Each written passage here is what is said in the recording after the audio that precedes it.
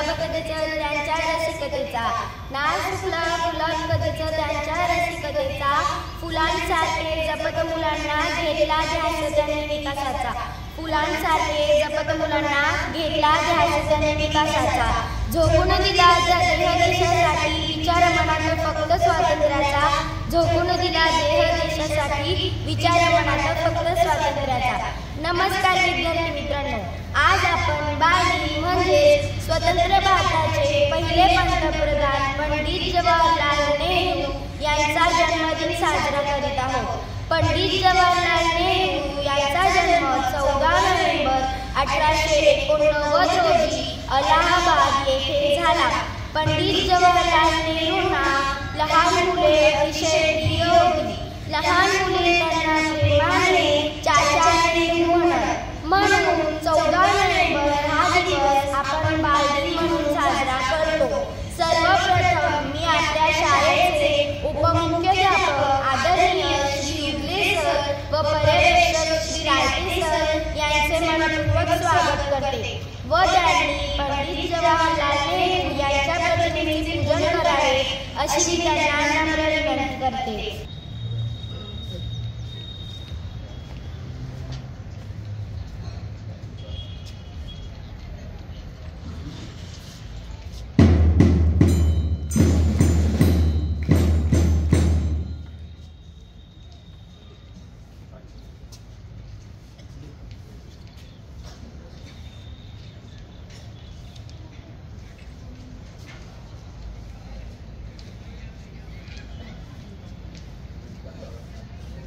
धन्यवाद सर. यानंतर अधिक माहिती सांगण्यात येत आहे माझी वर्गमैत्रीण कुमारी आराध्या भावनार. प्रगल्भ बुद्धिमत्ता, प्रचंड ऐश्वर्य संपत्ती असणाऱ्या घरामध्ये ज्यांचा जन्म झाला, संपूर्ण जगाने ज्यांना शांतीदूत ही पदवी दिली, पंचशील तत्वांचे खंद समर्थक, अलिप्तवादी चळवळीचे प्रणेते म्हणून ज्यांचा प्रामुख्याने उल्लेख केला जातो त्या महापुरुषाचे नाव आहे पंडित जवाहरलाल नेहरू. पंडित जवाहरलाल नेहरू यांचा जन्म 14 नोव्हेंबर 1898 रोजी अलाहाबाद येथे झाला. पंडित नेहरू यांचे वडील मोतीलाल नेहरू हे कायदे पंडित म्हणून प्रसिद्ध होते. पंडित नेहरू यांनी आपले शिक्षण भारतात पूर्ण केले व पुढील उच्च शिक्षणासाठी ते इंग्लंडला गेले. 1882 साली बॅरिस्टर तशरीफ व भारतात आगमन केले. 1916 साली कमला यांच्याशी विवाह केला. 1920 साली देशात भारत या चळवळीचे आयोजन होते. अशातच नेहरूंनी गांधीजींच्या नेतृत्वाखाली असहकार चळवळीत उडी घेतली. 1921 साली प्रिन्स ऑफ वेल्स जेव्हा भारतात येणार होता तेव्हा त्यांच्यावरती बहिष्कार टाकण्यात आला. त्यामुळे नेहरूंना 6 महिने तुरुंगवास भोगावा लागला. 1930 साली मिठाचा सत्याग्रह केला. 1936 व 1937 या दोन्ही कालावधीला काँग्रेसचे अध्यक्ष म्हणून भूषवले. 1945 साली देशात शौर्याचा नारा मोठ्या प्रमाणात दिला जात होता. देशातून अभूतपूर्व असा प्रतिसाद मिळत होता. अशातच नेहरूंना व त्यांच्या सहकाऱ्यांना लाल किल्ल्यात डांबण्यात आले. दिल्लीच्या लाल किल्ल्यात असताना त्यांनी डिस्कवर ऑफ इंडिया नावाचा ग्रंथ लिहिला. 1945 साली त्या ग्रंथाचे प्रकाशन केले. 1947 साली देशात चळवळीचे वारे वाहत होते. अशातच इंग्रजांनी भारतीयांना त्यांची सत्ता परत दिली. 15 ऑगस्ट 1947 ती पहाट उगवली. महापुरुषांच्या प्रेरणेने व चळवळीने देशाला स्वातंत्र्य मिळाले. या दिवशी दिल्लीच्या लाल किल्ल्यावर पंडित नेहरूंची भारताचे पहिले पंतप्रधान म्हणून निवड झाली. या दिवशी राष्ट्राला अभिप्रेत असे भाषण करताना पंडित नेहरू म्हणाले, मला हा देश शेतकरी, कष्टकर्मी, श्रमजीवी व बुद्धिजीवी लोकांच्या कल्पनेतून साकार करायचा आहे. त्यासाठी मला आपल्या सर्वांची साथ हवी आहे. नेहरूंचे हे शब्द सर्वांनाच मंत्रमुग्ध करणारे होते. पुढे नेहरू म्हणाले, मला या देशाला हरित क्रांतीच्या दिशेने घेऊन देशाचा विकास करायचा आहे. नेहरूंना लहान मुले फार आवडायची.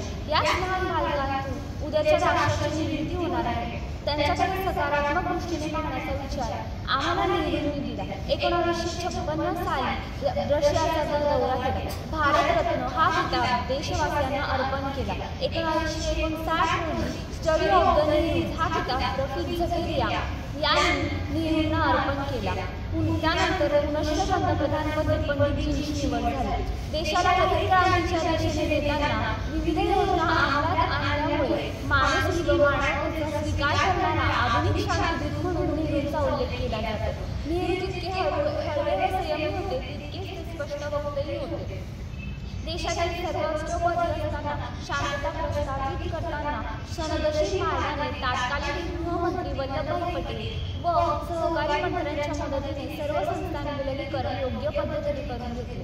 देशातील फुटीकता व अराजकता नष्ट करण्यासाठी शांतता हे एकमेव माध्यम आहे हे सर्वांना पटवून दिले. नेहरू एक उत्तम पालक व प्रशासक होते हे त्यांच्या पत्रलेखनातून पाहावयाचे होते.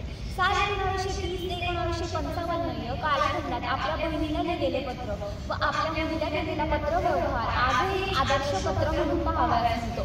साल 1964च्या भुवनेश्वरच्या अधिवेशनात नेहरूंना पक्षवाताचा झटका आल्यामुळे पंडित नेहरू यांचा 28 मे 1964 रोजी मृत्यू झाला. महालात रम्मान होऊन जीवन जगण्यापेक्षा सर्वसामान्य जनतेच्या डोक्यावर खांद्यावरती घेऊन जगणारा एक झंझावात तरुण म्हणजे नेहरू. परंपरा रूढी अज्ञान नष्ट करणारा, विज्ञानाला साथ घालणारा, विज्ञानाची गीते गाणारा हा महामानव खऱ्या अर्थाने आधुनिक भारताचे शिल्पकार आहे. त्यांचा जन्मदिवस आपण बालदिन म्हणून साजरा करतो.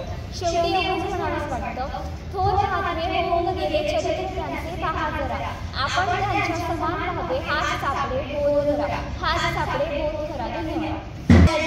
यानंतर आभार प्रदर्शनासाठी आमंत्रित करत आहे माझी वर्गमैत्रीण कुमारी तन्वी देवे.